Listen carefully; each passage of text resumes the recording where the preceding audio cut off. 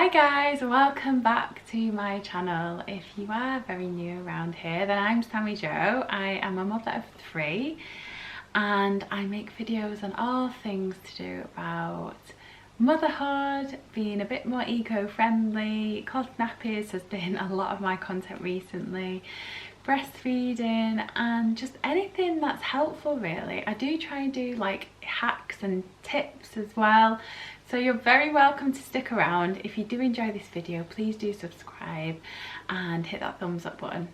So today's video is going to be answering all of your questions that you asked me on Instagram, and I'll try and answer them the best that I can. If I can't answer them in any way, then I will pop some resources and links below in the description. Right, okay, let's have a look.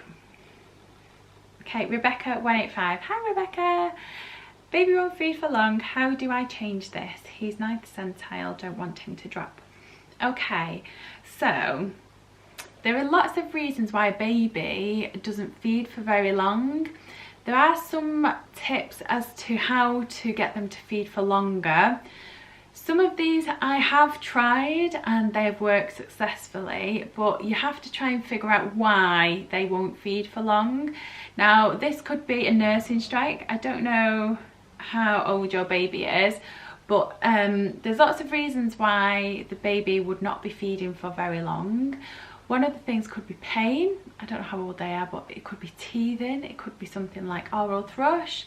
You will notice if it's oral thrush if they've got like a white coating on their tongue, or it might actually be on your nipple. If you've got a fast flow as well, so once your baby latches on and then they start to do that slower suck, does it get to that point? If you've got a particularly fast flow, they might be just really struggling to sort of keep up with it.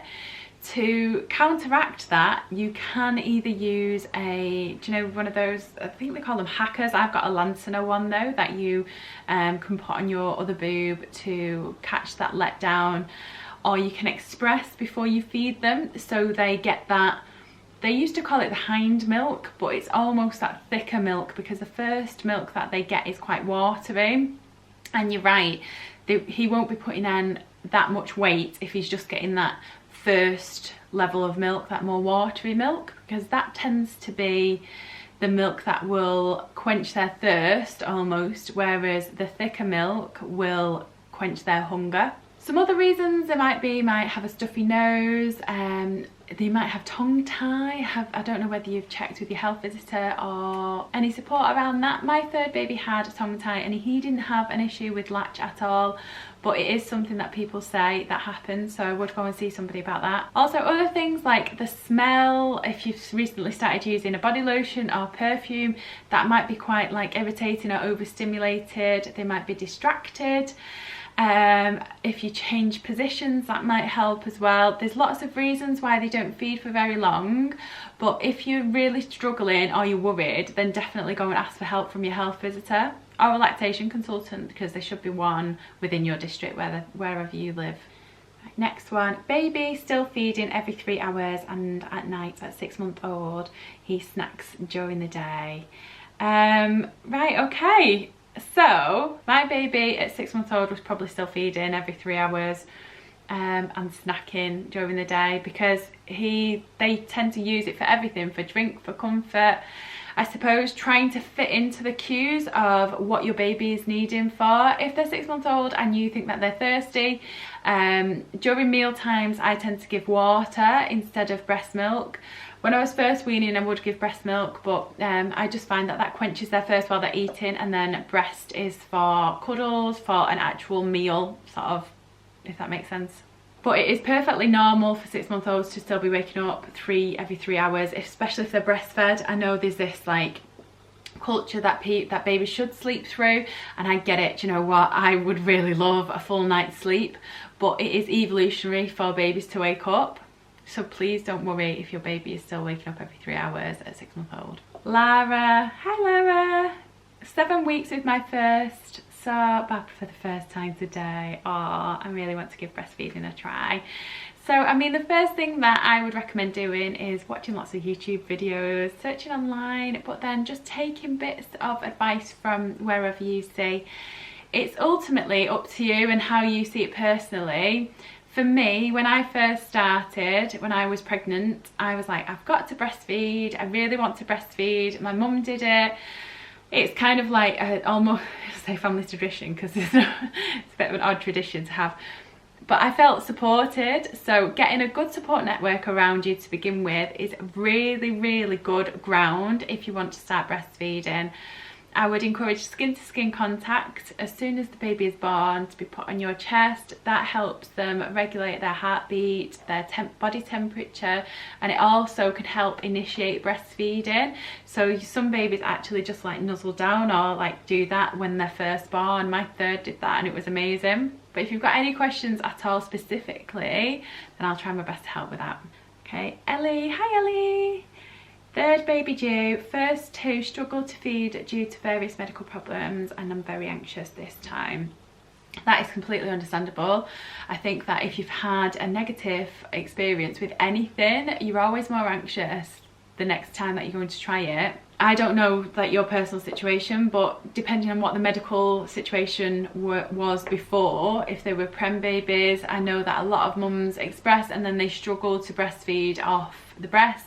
There are varying ways that you can breastfeed. If you still want to express, they're still getting your breast milk. That is still breastfeeding, really, in my eyes anyway. But to help with the anxiety, if that's what you're asking for, I would definitely recommend doing hypnobirthing. I would read up a lot about how to get the perfect latch, how to get the support, look for support networks within your area, and speak to your midwife about it, because she should know what's available in your area too. MK, hi, how long do you plan to breastfeed for? Well, with my first two, they just self-weaned and they were just over 2. They were varying levels of over 2, so one of them was just 2. I can hear, just hold on.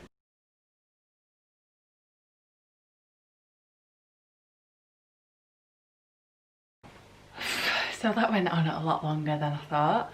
I'm just going to answer a couple more because, as you can probably tell, it is late now. I've had to get the kids to bed. And I will try and answer the rest of your questions in another video, another time. But like I said, I've got 3 kids and we're still in lockdown, so it's just really unpredictable to film. So I've just got to roll with it, and I hope that you understand. Right, so I think the question that was on was how long do you plan to breastfeed?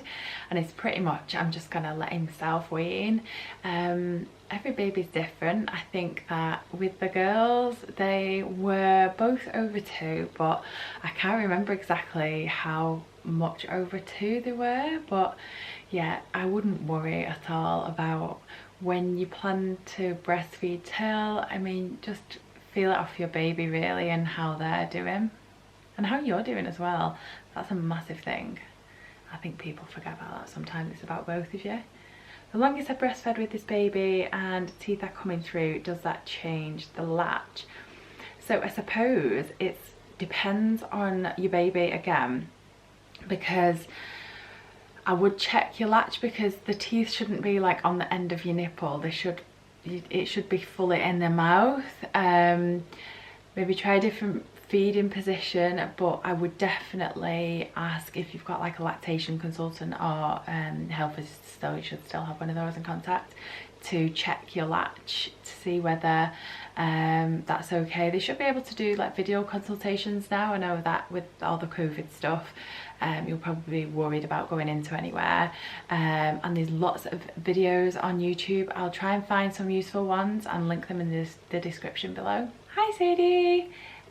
So your question is, you're 23 weeks pregnant, and do you need to buy a breast pump, or should you just wait and see, and you plan to exclusively breastfeed?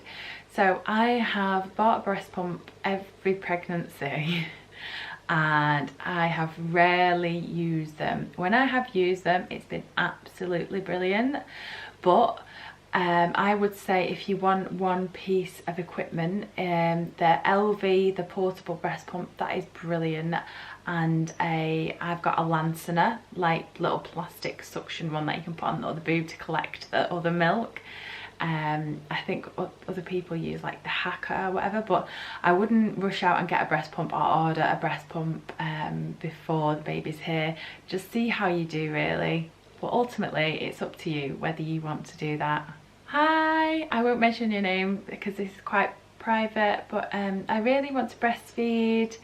You're a first time mummy, but you have quite flat nipples. Any hints and tips? Okay, so ultimately the baby, they're your baby, and no matter what shape or size of your nipples, you are physically, you will be able to breastfeed.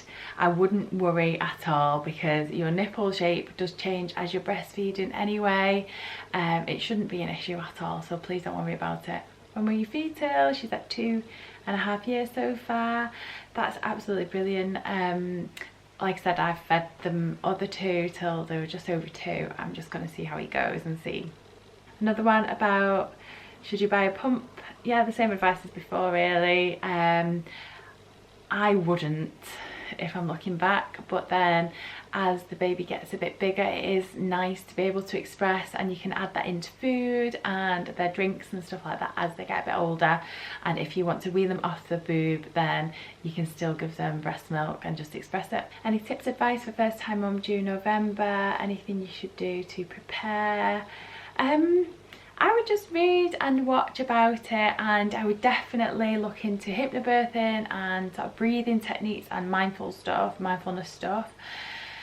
And I would probably invest in a nice pregnancy pillow, and yeah, I think that's probably about it. I might do like an essentials for breastfeeding and see if that's helpful too, but I'll try and do that this weekend as well. Pregnant for the first time, how can I prepare my breast for breastfeeding? Do I need to do anything to my nipples to prepare them for breastfeeding? Do I need to harden? You definitely don't need to harden your nipples or anything like that. I think this myth or this, I don't know, it's kind of like an old wives' tale that you have to prepare your boobs or prepare your nipples for breastfeeding. You do not need to do anything, and that's coming from somebody who's read a lot about breastfeeding but also an experienced mum, and I've got friends who are midwives. Please don't do anything to your nipples to prepare them for breastfeeding. As you are pregnant, your nipples and your boobs change as you're pregnant. They do it all for themselves to prepare for your birth and to feed your baby, so please don't do anything drastic. Hi Lexi, if that's your name. Sometimes people put their handles after like their children and stuff, so I'm not sure, but hello. How do you cope with the demands and exhaustion of breastfeeding and other children? Okay, so I would say in the first few weeks, I think adrenaline gets me through, and somehow I just manage to feed all the way through the night and just keep going in the day. But what I would definitely say is, do not place unrealistic expectations on yourself. Let the washing pile up. Don't feel pressured to hoover, to do the pots all the time, to get ready. Just try and take a step back and just let things be. A lot of the time in the early days, you are running on empty and the adrenaline gets you through and it kind of hits you at a point, and I think it's about 3 months in where you really notice that like self-neglect or the self-care has just completely gone out the window. I would try and implement some self-care, and it sounds really ridiculous to say this, but making a cup of tea, make it in like a thermos mask or a travel mug so it stays warm, and then when you have the time, sit down and drink it. Make sure you're drinking enough water.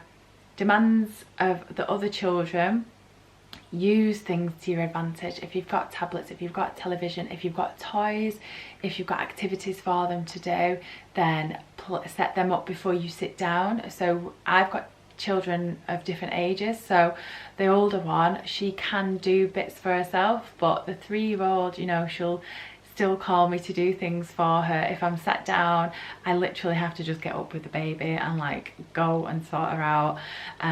If she's upset about anything while I'm feeding the baby, then I have to sort her out.